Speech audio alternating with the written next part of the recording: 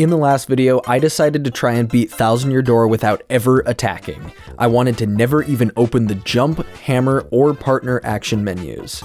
I ended up learning a lot about a very different playstyle for this game, one way more dependent on items and entirely dependent on special moves. I had to do some creative problem solving, a little bit of math, and a lot of earth tremors, but it was a ton of fun. In all honesty, a lot of the game ended up being quite a bit easier than I was expecting. Chapter 1 required quite a bit of planning because of the lack of damaging special moves, but then the entire mid-game was surprisingly tame. Things got pretty ridiculous towards the end, especially with some of the super strong endgame bosses like Gloomtail or the Shadow Queen. So with all of that in mind, how will Mario and his partners do in the Pit of 100 Trials? I ended up avoiding a lot of normal encounters in the last video since it would take a lot of resources for not that much reward, but in this case we're going to have to go through over 80 fights in a row with limited opportunities to restock Mario's tiny inventory. And then at the very end of it, we have the even harder version of Gloomtail, who was already ridiculously hard in the full game run. Now the rules I had in place last time were, once again, no selecting jump, hammer, or partner actions. The purpose of this challenge is to completely restrict those functions in battle and leave Mario with only items and special moves. That means that even support abilities that don't do damage like Tattle or Shell Shield aren't allowed. No super guards. They definitely do not count as attacks, but they tend to act as a win button or an execution check in some challenges, so I wanted to ban them, so I had to focus purely on strategy. No double dip badges. Once again, these definitely don't count as attacks, but I thought it would be unfitting to be able to deal massive amounts of damage in a single turn with items, since the whole point of this challenge is to restrict attacks. No strange sack. Last time, I didn't want to earn the extra inventory slots unless I absolutely had to, just to make things a little more difficult. All of those rules are going to stay intact for this challenge. I thought about allowing the strange sack, but without being able to leave and restart from the beginning. This way, I'd have 20 inventory slots from floor 50 onward, and I could buy more things from Charlieton. But after realizing how easy some of the normal enemies were in the main story, I decided that I'd ban it to make things harder. The only extra rule that the pit adds for this challenge is the classic no movers rule. As much as I love getting those 5 floor skips, it takes away from challenges if you get to pass by the whole challenging part of it, which are the fights obviously. Sometimes movers still do show up, but I'm not allowed to pay them to skip on. I just have to skip the one floor that they give me and then move onwards. So with all of that established, let's get into this long and probably tedious journey ahead of us. But first, and I'll keep this short, make sure to subscribe if you enjoy these Thousand Year Door challenge videos. The support lately has been unreal, and I have lots of big videos planned for this channel in the future, especially now that we have a confirmed release date for the Thousand Year Door remake. So make sure you hit the funny little button to stick around for that and some sooner videos, and anyways, I will shut up now. Nope, that was not a typo right there. I usually split these pit videos up by chunks of 10 floors since the enemy pools change each time, but in this case, the pacing worked a little bit differently. On the first floor of today's pit journey, I of course encountered a Gloomba and he had a Dolebones by his side.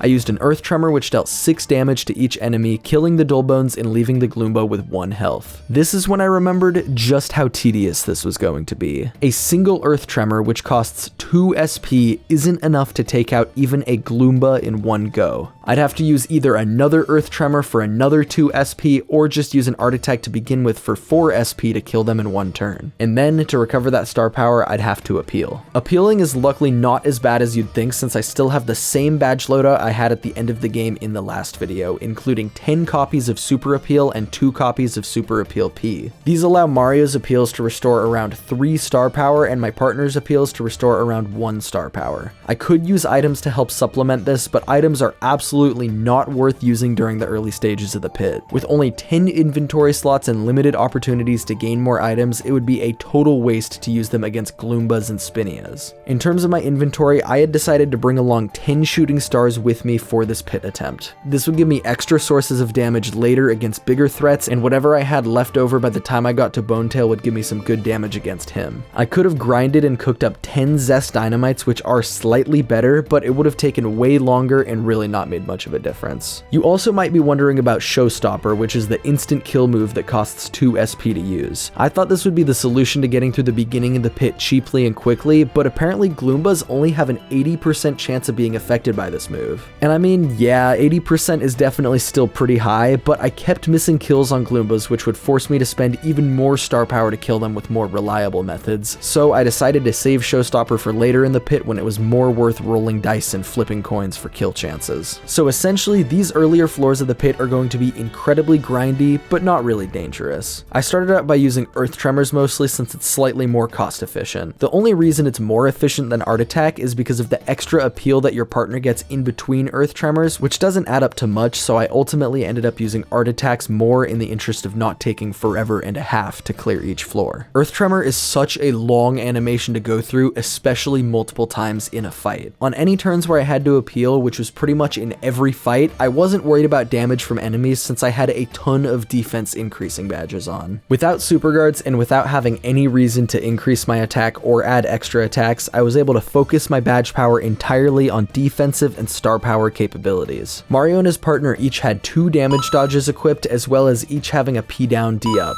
That makes each of their defense 4 when guarding, since the normal guard obviously adds 1 defense of its own. Mario also had 2 defend pluses on at the start, which gives him up to 6 defense if I successfully guard an attack, which isn't hard to time. So with the damage I'm able to do established and the defense I have to resist enemy attacks all taken care of, let's take a look at the stats for the first 50 floors of the Pit of 100 Trials. On the first 10 floors, the highest attack that anything has is a Gloomba with 3 attack, which is definitely less than the 4 defense I have. And in fact, if we look at the next 40 floors all the way up to 50, none of the enemies have more than 4 attack power. Sure, Hyperclefs or bulky Bob-Ombs are theoretically able to damage me since they have charge abilities, but with my special moves, they'll never last long enough to do that anyways. Given how easy normal guards are to time, the amount of total health I had, and my access to Sweet Treat or Feast for emergency healing, there was absolutely no threat of dying during the first half of the Pit of 100 Trials. So this ended up turning it into more of a speedrun than a challenge playthrough, at least until floor 50. The health column on these enemy stat tables is going to be the main determining factor for which fights can be done with an Earth Tremor or an Art Attack. If I'm able to get away with an Earth Tremor, then I don't have to appeal as much to heal up for future fights. On floors 1 through 20, the only enemies with more than 6 health are Goombas and Paragloomba, and they have the potential to appear on almost every floor in these sections. In total, it took me about 20 minutes to get through these floors, which isn't horrible, but still a little slow. After a few reps of doing the same things over and over, my menuing actually started to get faster, which helped shave some seconds off. I also canceled Earth Tremors early by failing the timing on purpose to get through the animation faster when I didn't need the extra damage. I wasn't actually like timing myself or racing against the clock or anything, but when there's less actual challenge, I always feel inclined to make up for it by going fast. Floors 21 through 30 have 2 enemies with over 6 health instead of 1, which is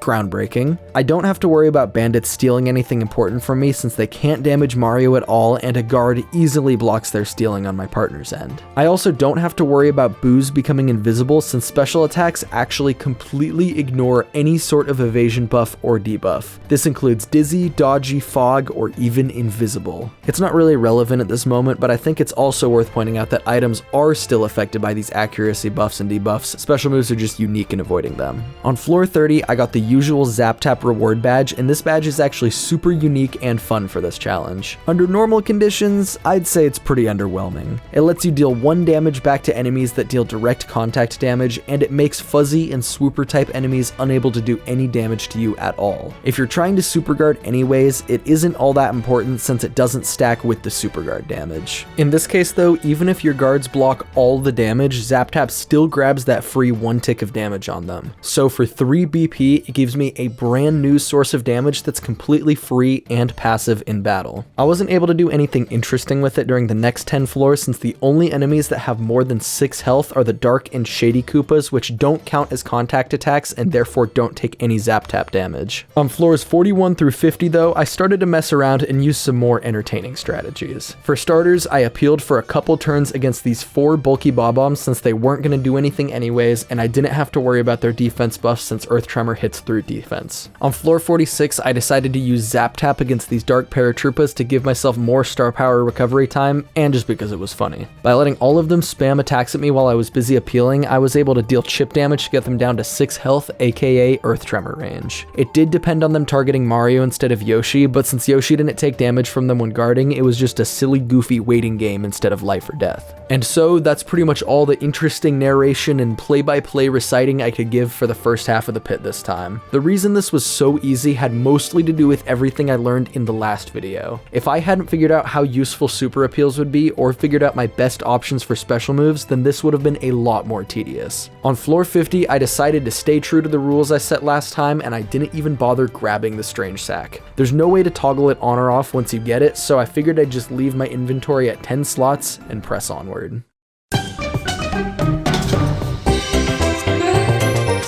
These floors really shake things up by having 3 enemies with more than 6 health instead of just 2, which is absolutely game-changing. Badge Bandits in particular have quite a lot of health, but a single art attack can still pick them off in a single turn, which makes them pretty tame. All of the enemies in this section are able to damage Yoshi for 1 when he guards, but still can't do anything to Mario since he has more defense badges on. I could have swapped one of my defend pluses for a defend plus P to even things out, but Mario's health is obviously way more valuable, and plus I was waiting for level ups to unlock more badge power anyways. The Ice Puff actually can damage both of my characters since his charged up Ice Storm attack pierces defense, but you literally get an entire turn warning you in advance, so it doesn't matter. Dark Boos can turn invisible like the regular Boos, but once again that isn't an issue for my special move heavy approach. Red Chomps and Moonclefs are the last enemies I'll be able to kill with a single Earth Tremor due to inflation, so we're sadly going to have to kiss that goodbye. Overall, these floors were still easy, but the stakes were raised a bit and will continue to rise.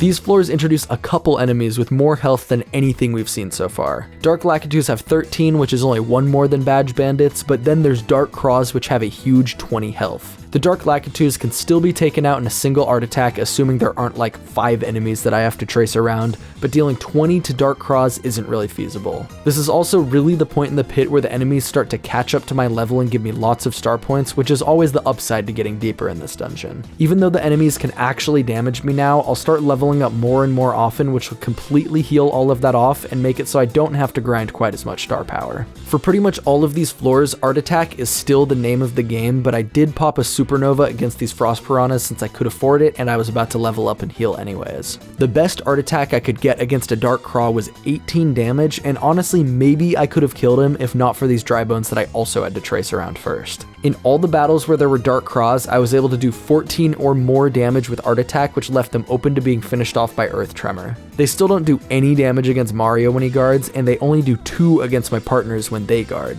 On the last floor of this segment, which is of course the funny floor, I finally decided to use Showstopper again since Frost Piranhas are super weak to it. I was curious exactly how weak they are to it, so I looked it up, and apparently Frost Piranhas have a 95% chance to be affected by Showstopper. These odds are absurdly high, and I'm guessing that it's because they're one of the first new enemies you fight after unlocking Showstopper in the story. Anyways, that's about as interesting as things got in this segment, so let's keep trucking along. These floors offer more of the same, but with slightly higher stats to go around. Dark Koopa Trolls have even more health than Dark Craws, but aside from when they charge, they actually do less damage. On the first floor, I decided to try my hands at a Showstopper to see if I could pick off this Dark Koopa Troll without having to use 2 art attacks since that would be expensive, and it actually managed to kill not only the Dark Koopa Troll, but also his 2 pet dogs. Phantom Embers are also pretty weak to Showstopper in my experience, so I gave it a go and picked up the kill on all 5 of these brothers in arms. I finished floor 73 with an art attack and then decided to have a little fun on floor 74 once again. Instead of using a special move against these chain chomps, I decided to guard all of them instead to hit them with zap tap damage while I appealed. They deal 1 damage to Mario through my current loadout and they take 1 in return, which is totally fine. The next turn, since they all had 6 health, I used an Earth Tremor and did not finish them off. I spaced off or something and missed the input and barely did any damage, so I had to use another Earth Tremor next turn. Definitely not my proudest moment, but I have turned the Bringle into a more relatable character with these flaws. After several more floors of very similar combos of enemies, I arrived at floor 80 where Charlieton was waiting to sell me incredibly marked up items, but I still had my inventory full of shooting stars, so I didn't buy anything from this piece of shit. It's honestly amazing to me that not only have I made it this far by using purely special moves, but that it was actually surprisingly easy thanks to the badge loadout I have. Right away, I'm face to face with 2 Spunnias and 2 Arantulas, and I don't have enough star power to even try and chew through all that health with an art attack. So let's just appeal and see how much damage this combination of villains can do.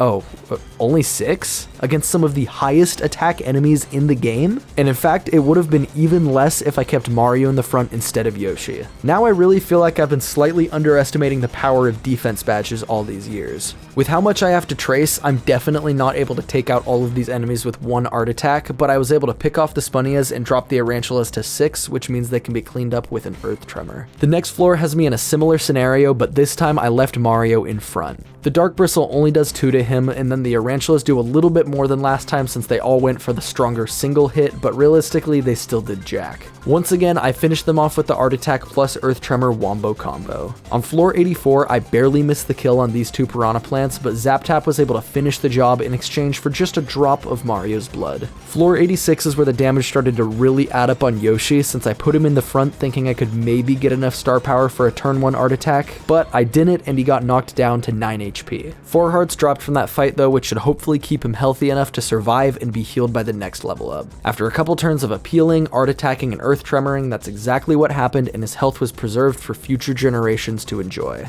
That level up finally gave me the rest of the badge power I needed to be able to use the Defend plus P, bringing my team's defense to brand new heights. With this newfound power, the rest of the enemies in this section crumbled before me and I made it to the final stretch.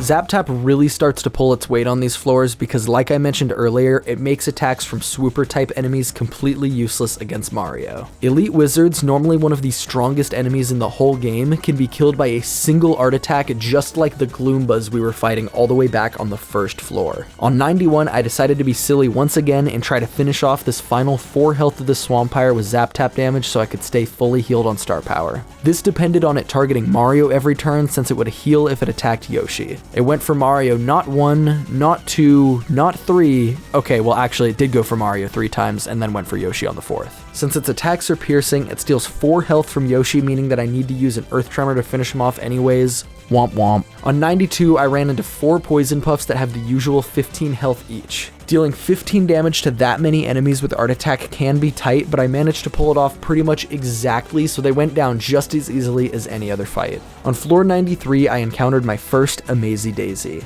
Usually, it seems like I get lucky enough to not find them in any challenge runs, but apparently that streak is over. They have 20 health and attack and usually run away on their first turn, but not always. I figured it was just going to run and leave me with 3 piles of dead weight, so I appealed, but it actually girled up and attacked me for 18 damage on each of my characters blocked, which is pretty scary to look at. From there, I decided to not take any chances and I used a supernova into a shooting star. For the first time in this entire pit run, my inventory wasn't completely full. The extra star points from the Daisy were nice, I guess, but I really wasn't hurting for any more stats. From here on, I just kept putting my levels into badge power since my health hadn't been an issue at all. After this fight, I actually got a random Defend Plus drop, which would have been awesome if I got it any earlier in the game, but at this point, it really doesn't add much to my arsenal. Bonetail's attacks are mostly piercing, and I'm really not worried about the attacks of anything else in this segment too much. This is apparently a 1 in 150 drop chance from Bobolx, which is cool, I guess.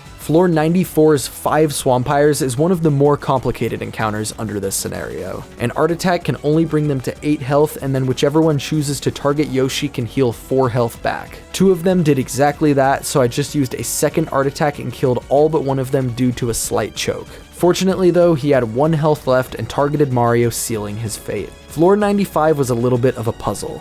There were 2 Elite Wizards and a Swampire, one of them had a stopwatch item, and I didn't have enough star power for an Art Attack. Stopwatches are famously known for ruining literally everything, so I needed to play around it. I decided to appeal with Mario and then run away from the fight with Yoshi's turn. This way I could get a huge amount of free star power and then restart the fight and art attack them without ever giving them a chance to use the stopwatch. Once again, the art attack kills the elite wizards, leaving a single Swampire to be cleaned up by an earth tremor. Floor 96 gave me another Amazy Daisy and some other mortal beings, so I ran the Supernova plus Shooting Star play again for a ton of star points and a turn 1 kill. Floor 97 was super easy to kill with a single art attack, and then floor 98 had another 5 Swampires on it. I had to appeal for the first turn, but I wasn't worried about their attacks since they could only damage one of my characters. Maybe I should have been a little more worried about their attacks though, because 3 of them went for Yoshi and did quite a bit of damage to him. Luckily I got the quick change badge before doing this run and finally put it to good use and swapped out Yoshi for the first time in this entire pit run.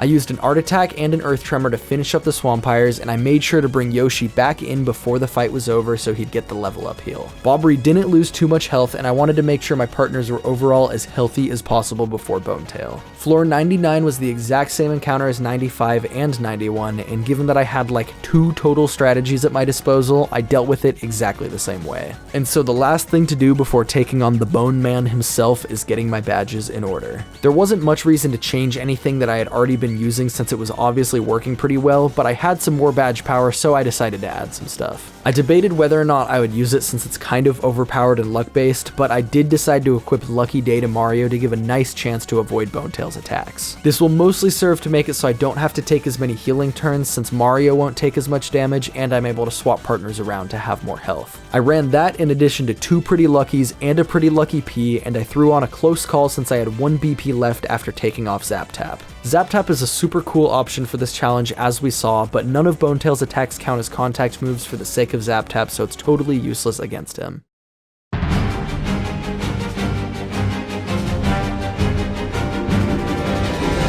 Like I alluded to at the beginning of the video, Bonetail is an even stronger version of Gloomtail, who was one of the strongest bosses in this challenge during the main story. I haven't gained any real advantages in terms of damage, but defensively I have a couple things going for me compared to last time. For starters, Mario has a roughly 40% chance to avoid attacks from Bonetail, including the unguardable bite attack. My partners have a 10% chance, which isn't as powerful, but definitely still better than 0. Bonetail himself actually has a more limited moveset than Gloomtail does.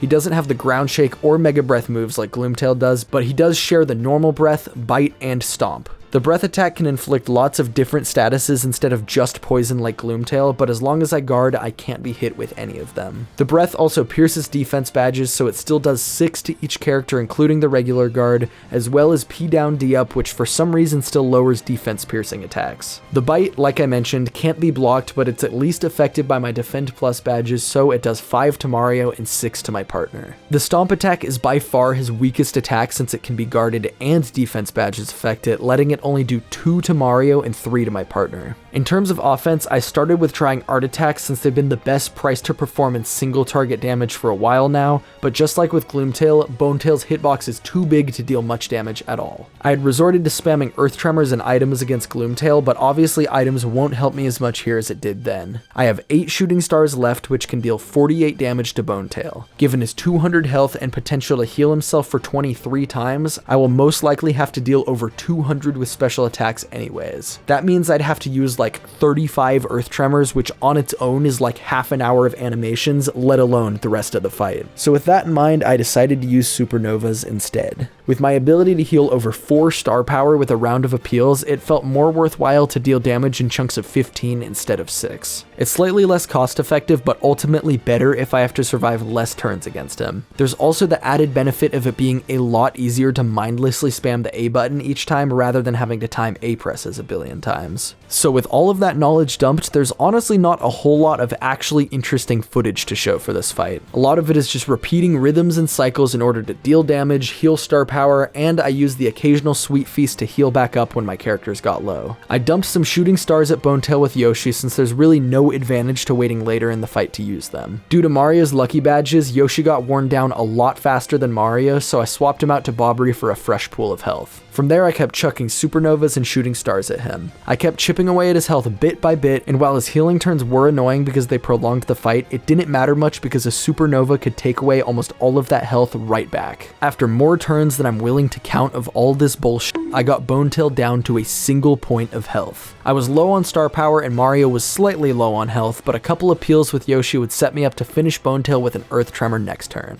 However, I missed the first guard of the whole fight. Mario had 5 health left and was frozen. I didn't have any items left to deal that last point of damage to Bonetail, so I needed Mario's special moves more than ever. So you're probably wondering how I managed to get myself out of this one. Well, I didn't. Mario died and I was back outside the pit of 100 trials just like that. I was literally on the last point of health of the entire dungeon and I missed the easiest button timing of my life when it mattered most. The worst part about this is that I knew it was very possible to win. I knew it wasn't even difficult to win. I made it all the way to Bonetail with relative ease and had the fight completely in the bag and still lost. What I probably should have done for that fight was unequip a couple of my Defend Plus badges and put on Feeling Fine and Feeling Fine P. Sure, I would take one more damage from the Bite and Stomp attacks, but those would guarantee me safety from any of Bonetail's status effects. As the old saying goes though, hindsight is 20/20. I could have technically called this here since the point of these videos is proving different rule sets are possible, but it was so easy that I refused to be defeated by such a